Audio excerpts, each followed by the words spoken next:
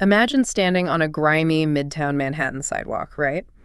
You pick up a discarded, used ovulation test off the concrete, put it in a tiny plastic display cube, and then you actually sell it to a total stranger on the internet for $25. Which, I mean, out of context, just sounds completely absurd. Oh, totally.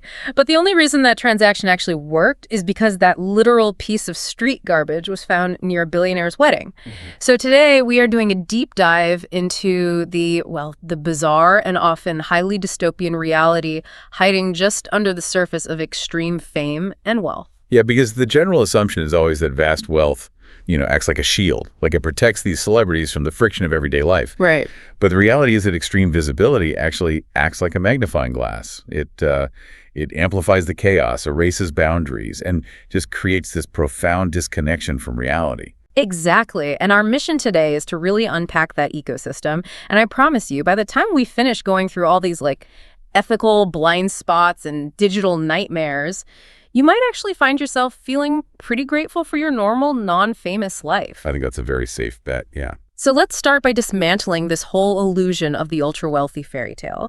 We have to talk about what was supposed to be the social event of the year, Taylor Swift and Travis Kelce's recent mega wedding. Right. The logistics alone there are just fascinating to look at. Oh, it's wild because you try to apply infinite resources to this deeply personal milestone, and it just breaks down.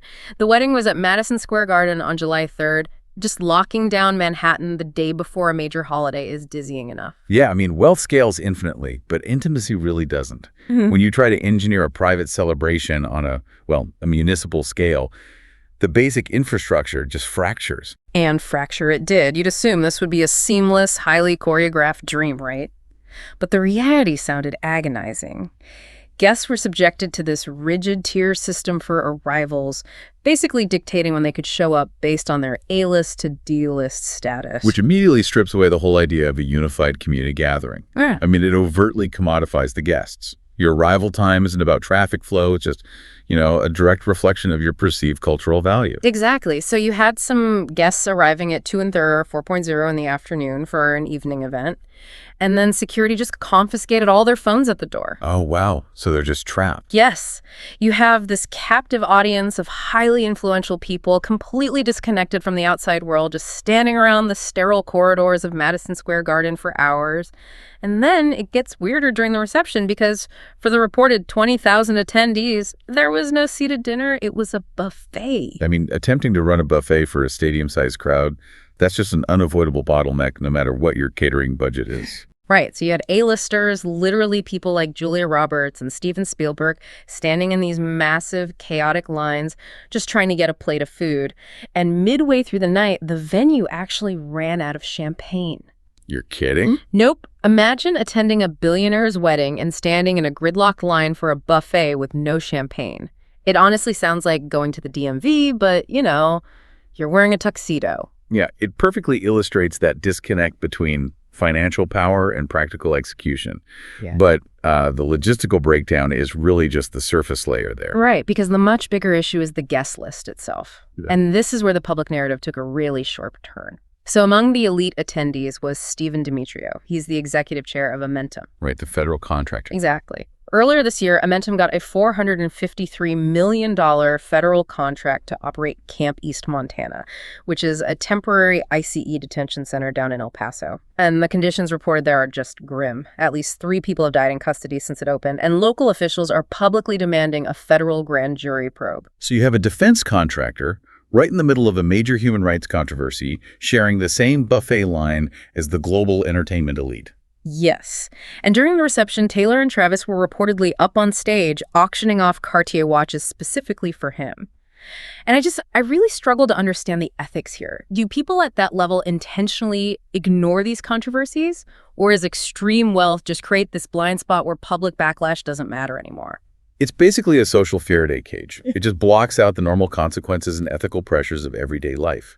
At that level of wealth, the metric for inclusion isn't public morality. It's just power and capital. So they just don't see it as a conflict. Exactly. The elite bubble gets so thick that networking completely supersedes any public ethical debate. Yeah. You have a pop icon and an immigration contractor interacting as absolute equals, and nobody in VIP bats an eye. Well, While that impenetrable bubble was operating inside, things on the outside descended into absolute absurdity. Because when you lock the public out of something that huge, they will do literally anything to feel close to it. Oh, the commodification of proximity. It's one of the weirdest byproducts of modern fame. It really is. So outside the venue, this guy named Justin shows up in a full tuxedo, flies drones around to film himself, and just starts picking up street trash from the perimeter. He grabs a discarded ring pop, a left AirPod, and yeah, a used ovulation test. That is just wild. He also brought empty containers to literally trap the air blowing out of the venue's vents. He called it pocket garbage, sealed it all in plastic cubes, stamped with the wedding date, and listed them online for $25 a pop. See, but the really fascinating part isn't even his hustle, it's the market response to it. Right, because he made 50 of these cubes and they sold out completely in under 24 hours. People paid real money for Midtown Manhattan street garbage just because it was near the wedding. It's like the modern equivalent of buying, medieval holy water. That's the exact mechanism, yeah. Yeah. Extreme fame acts like this reality distortion field. For a fan who knows they're permanently locked out of the 1%, proximity just becomes a substitute for belonging. So the trash itself doesn't matter at all to them. Zero intrinsic value.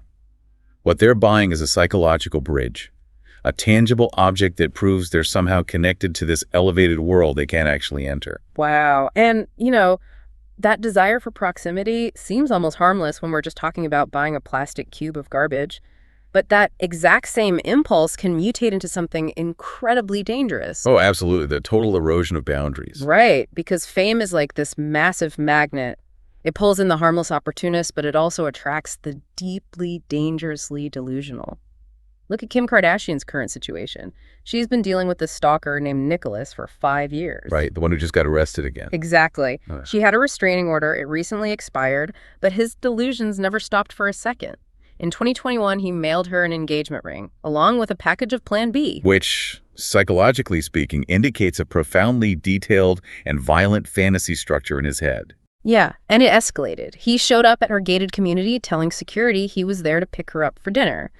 And then just recently, September 2024, he broke into a house near hers, claiming they had bought it together. He got arrested for stalking, burglary, and meth possession. It just shows the total vulnerability of being that visible. But that's what frustrates me about the system. Kim has infinite resources. She can get a court piece of paper saying stay away. But how is a legal document supposed to protect someone when the stalker literally has neurons misfiring in his brain telling him he was invited over? It doesn't. And that exposes a massive flaw in our legal framework.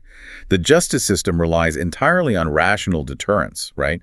Like the threat of jail will stop you. Oh. But when you're dealing with erotomania, rational deterrence just doesn't exist. Erotomania, right. Break that down for me, because that seems to be the core issue here. Yeah, so it's a specific delusional disorder where the brain just misinterprets reality. They are fully convinced that someone of higher social status is secretly in love with them. They think the celebrity is, sending coded messages through song lyrics or outfits. So a restraining order means literally nothing to them. Absolutely nothing. They just think the security guards or the lawyers are getting in the way of this destined romance. And the legal system just isn't equipped for it. They arrest the guy for trespassing, hold him for a few hours, and release him back onto the street. The underlying mental illness is completely ignored. So if you're famous enough, it's just a statistical certainty that you're going to attract someone whose reality is catastrophically broken. Exactly. It's terrifying. But, the physical breaching of boundaries is only half the problem today, because we are moving into an era where technology is just eradicating boundaries entirely. Yeah. And sometimes the celebrities are the ones aggressively pushing it on the rest of us. Oh, the paradox of modern surveillance capitalism. It's fascinating. Right. Look at Kylie Jenner. She is heavily promoting these new Meta Ray-Ban smart glasses to her hundreds of millions of followers. And they just look like normal, stylish sunglasses, but they have these seamless hidden cameras built in. You can record video and live stream your whole environment without anyone around you knowing. It is quite literally the ultimate tool for normalizing covert surveillance in public spaces. And the hypocrisy is just staggering to me. Her entire lifestyle requires immense fortified privacy, gated communities, private jets, massive bodyguard teams whose only job is to stop people from filming her. But then she acts as a salesperson for a product designed to strip privacy from normal people. Yeah, it perfectly encapsulates how privacy has become a luxury commodity. Yep. The ultra-wealthy just buy total isolation. Right. And then they turn around and generate profit by selling surveillance tools as, a trendy lifestyle accessory to the public. Right. They hide in a fortress while telling us to wear hidden cameras to the grocery store. It's turning all of us into non-consenting cast members for tech companies. Exactly. They commodify our private moments. But the digital dystopia goes even further than hidden cameras. The threat scales up incredibly fast when technology is used to literally hijack your identity. What happened recently to Brandy Norwood is just, it's so disturbing. It really is. It's this terrifying collision of personal health struggles and weaponized artificial intelligence. Right. So Brandy just finished this grueling tour with Monica, and tours take a huge physical toll. Monica was actually hospitalized for dehydration early on. After the tour, Brandy did a radio interview, and fans immediately noticed a big change in her physical appearance. Which just elicits some basic empathy, right? Like we eventually learned to do with Chadwick Boseman's private health battles. You would hope so. But no, Grace was completely absent here. Instead, anonymous internet users took clips from her interview, ran them through AI deepfake generators, and made a synthetic voice that sounded exactly like her. And they programmed this AI clone to say she was, quote, on crack, and fabricated this whole story blaming her brother. It's just horrific. They took a real human health struggle and just mutated it into this cruel AI spectacle for cheap clicks. And that goes way beyond normal misinformation. We are entering an era of synthetic reality. It fundamentally threatens how we process human empathy. Because you can't even trust your own ears anymore. Your digital identity can just be puppeteered by some random troll. Right, and the cognitive mechanics are what make it so dangerous. Normally, when you hear a real human voice in distress, your mirror neurons activate. You feel empathy. But AI voice cloning just hijacks that response. It feeds your brain synthetic distress. They aren't just stealing her voice, they are completely erasing her agency for mass entertainment. Just rewriting someone's reality in real time, it really forces you to reevaluate what it even means to exist in the public eye today. It is such a dark reality. I mean, we spend so much time focused on the silly stuff like debating if Khloe Kardashian has a six-toed bunion or laughing at Skims selling a micro teddy that looks like literal dental floss. Right, the superficial absurdities, they act as modern bread in circuses, just low-stakes distractions to keep us engaged. Yeah, we eat up the distractions, the buffet disasters, the pocket garbage, the viral memes. But beneath all that is this landscape of exploitation, physical danger, and just the total destruction of privacy. Being in that 1% isn't a protective bubble, it's a dystopian trap. And honestly, if you look at it critically, the extreme struggles of the ultra-famous are really an urgent warning sign for the rest of us. I think that's the most unsettling part of all this. And I really want to leave you with a final thought to chew on as you navigate your own life. Think about this. If billionaires and global icons, people with basically infinite money and security, can't keep federal contractors out of their weddings, or stop stalkers from breaking into their homes, or keep AI from stealing their literal voices, what does that mean for you? As everything gets more connected, the ultimate luxury of the future won't be fame or wealth or influence. Yeah. The ultimate luxury will be total anonymity, the absolute freedom to just disappear. Total anonymity as the ultimate luxury. Keep that in mind the next time you find yourself envying the 1%. Thank you for joining us on The Deep Dive. See you next time.